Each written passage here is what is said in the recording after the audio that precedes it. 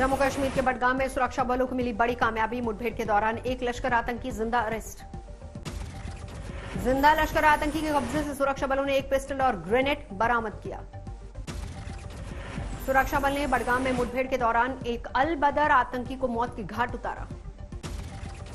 सुरक्षा बल ने मारे गए अल बदर आतंकी के पास AK-47 राइफल बरामद की।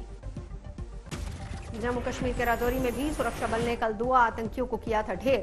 पुलिस और सेना का था साझा ऑपरेशन।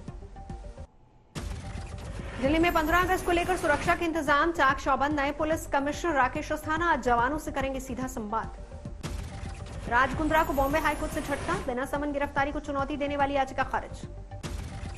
पुलिस ने बॉम्बे हाईकोर्ट में कुंद्रा की याचिका पर दी दलील। 19 जुलाई को भेजे गए समन पर कुंद्रा ने साइन करने से किया था इनकार। कर्नाटक में मंत्रियों के विभागों का हुआ बंटवारा। बेमई सरकार में आर्गा ज्ञानेंद्र को मिला गृह मंत्रालय। कर्नाटक में मंत्री सुनील कुमार को मिला ऊर्जा मंत्रालय का प्रभार। नागेश को मिला प्राथमिक शिक्षा विभाग। प्रधानमंत्री नरेंद्र मोदी ने आज मध्य प्रदेश में गरीब कल्याण अन्न योजना के लाभार्थियों से किया वर्चुअल संवाद। कार्यक्रम में मौजूद रहे सीएम शिवराज सिंह चौहान। आज यूपी दौरे पर बीजेपी अध्यक्ष जेपी नड्डा। यूपी में मिशन 2022 को देंगे गति। कई बैठकों में हिस्सा लेंगे। गुजरात सरकार के 5 साल पूरे होने पर आज अहमदाबाद में खास कार्यक्रम। गृह मंत्री अमित शाह करेंगे वर्चुअल संवाद। 9 अगस्त को श्रीनगर जा रहे हैं राहुल गांधी। जम्मू कश्मीर कांग्रेस के दफ्तर का करेंगे उद्घाटन। 2 दिनों की धार्मिक यात्रा पर वाराणसी पहुंचे पूर्व प्रधानमंत्री HD देवेगौड़ा। किसी भी तरह के राजनीतिक बयान से इनकार किया। पंचायत आज तक के मंच पर यूपी के सीएम योगी आदित्यनाथ बोले ओवैसी का बीजेपी से कोई संबंध नहीं। कहा देश हित के लिए धर्मांतरण पर कानून जरूरी। अखिलेश के 400 सीट जीतने के दावे पर योगी का तंज। कहा मुझे आश्चर्य कि उन्होंने 500 नहीं बोला। सपना देखने का हक सभी को। देखिए सपना देखना तो अच्छी बात है। उन्होंने 400 का सपना देखा है सर। अच्छी बात है। तो मेरी सहयोगी ने सवाल भी किया। मुझे देख करके आश्चर्य हो रहा है कि उन्होंने 500 क्यों नहीं कह दिया। कोरोना से जंग में योगी ने थपथपाई अपनी सरकार की पीठ। बोले हमने मजबूती से काम किया। राकेश टिकैत के लखनऊ घेराव वाले बयान पर बोले योगी बातचीत के लिए आने वाले किसान नेताओं का स्वागत। कानून से छेड़छाड़ करने वालों का भी स्वागत। पंचायत आज तक के कार्यक्रम में शामिल हुए समाजवादी पार्टी के अध्यक्ष अखिलेश यादव 400 सीटें लाने का दावा किया। उत्तर प्रदेश की जनता ने मन बनाया है कि इस बार भारतीय जनता पार्टी को हराएंगे और हो सकता है कि समाजवादी पार्टी 400 सीटें जीत जाए। असदुद्दीन ओवैसी ने यूपी में अपना हिस्सा लेने की कही बात। पंचायत आज तक के मंच पर पूछा यूपी सरकार ने मुसलमानों के लिए क्या किया।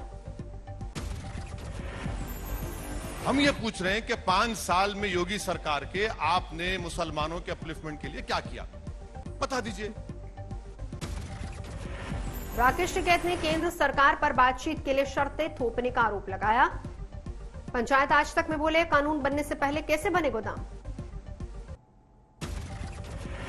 योगी सरकार के पूर्व मंत्री और सुहेलदेव भारतीय समाज पार्टी के अध्यक्ष OP राजभर का बयान। यूपी बीजेपी अध्यक्ष स्वतंत्र देव सिंह ने मुलाकात में फिर साथ जुड़ने की जाहिर की थी इच्छा। OP राजभर ने यूपी बीजेपी अध्यक्ष से मुलाकात के बाद अब स्पष्ट की नहीं हूं बीजेपी के साथ। असदुद्दीन ओवैसी को अभी भी यूपी में खुद के साथ बताया। प्रधानमंत्री मोदी ने आज मध्य प्रदेश में गरीब कल्याण अन्न योजना के लाभार्थियों से किया वर्चुअल संवाद। कार्यक्रम में मौजूद रहे मुख्यमंत्री शिवराज सिंह चौहान। कोरोना की तीसरी लहर की आशंका के बीच भारत ने बांग्लादेश को दी 110 एम्बुलेंस की मदद।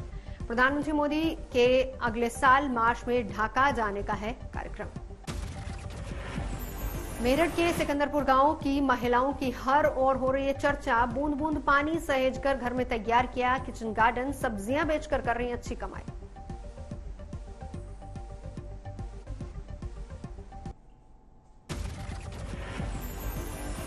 ओवैसी के सवाल पर यूपी के मंत्री सिद्धार्थनाथ सिंह का जवाब। बोले हमने सबके लिए बनाई नीति। सबका साथ सबका विकास। हमने तो नहीं कहा कि हमारे लिए खाली मुसलमान है, हमारे लिए खाली ब्राह्मण है, हमारे लिए खाली OBC है। हम तो कह रहे हैं हम सबको लेके चल रहे हैं। और सब पंचायत आज तक में विनय कटियार का बड़ा खुलासा। बोले 6 दिसंबर 1992 को नरसिम्हा राव ने फोन करके पूछा था काम हो गया क्या। केवल मेरे पास फोन आया था उनका और कहा अब तो काम होने वाला होगा। हमने कहा हमको नहीं मालूम है, लेकिन जितना समय लगेगा उतना हो जाएगा। पंचायत आज तक में बोले यूपी बीजेपी अध्यक्ष स्वतंत्र देव सिंह, यूपी का चुनाव राष्ट्रवाद पर होगा, जाति का मुद्दा पीछे रहेगा, हम देश के लिए मरते और जीते हैं। यूपी के हमीरपुर में सैलाब का संकट, यमुना और बेतवा नदी खतरे के निशान से 2 मीटर ऊपर। हमीरपुर में 12 से ज्यादा गांव में बाढ़ से बढ़ी मुसीबत, सैकड़ों मकान धराशायी। हमीरपुर में कई गांवों का मुख्यालय से संपर्क टूटा, सैलाब में टापू में तब्दील हुए कई गांव। शिवमोगा में मूसलाधार बारिश के बाद पहाड़ियों पर जगह जगह फूटे झरने, दिखा बेहद खूबसूरत नजारा। शिवमोगा में वाटरफॉल देखने के लिए उमड़े लोग, प्रकृति का मनमोहक नजारा, लोगों ने उठाया जमकर लुत्फ। राजस्थान के झालावाड़ में भी सैलाब का संकट, कानपुर में जैन मंदिर में भरा पानी। जैन मंदिर में गर्भगृह समेत हर जगह 3 से 10 फीट तक भरा पानी। मंदिर परिसर में पार्किंग में खड़ी गाड़ियां डूबी, मदद के लिए पहुंची प्रशासन की टीमें। मध्य प्रदेश के श्योपुर में बाढ़ प्रभावित इलाकों का मंत्री भरत सिंह ने किया दौरा, पीड़ितों ने रोका काफिला, अव्यवस्था पर सुनाई खरी खोटी। दूसरा एक चीज और है,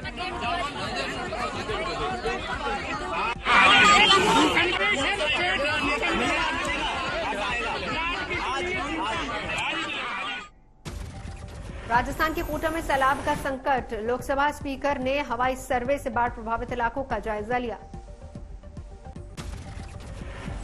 कोटा में बाजार में दुकानों की पहली मंजिल तक दिखा जल भराव, राहत और बचाव के काम में आ गया सेना और एनडीआरएफ।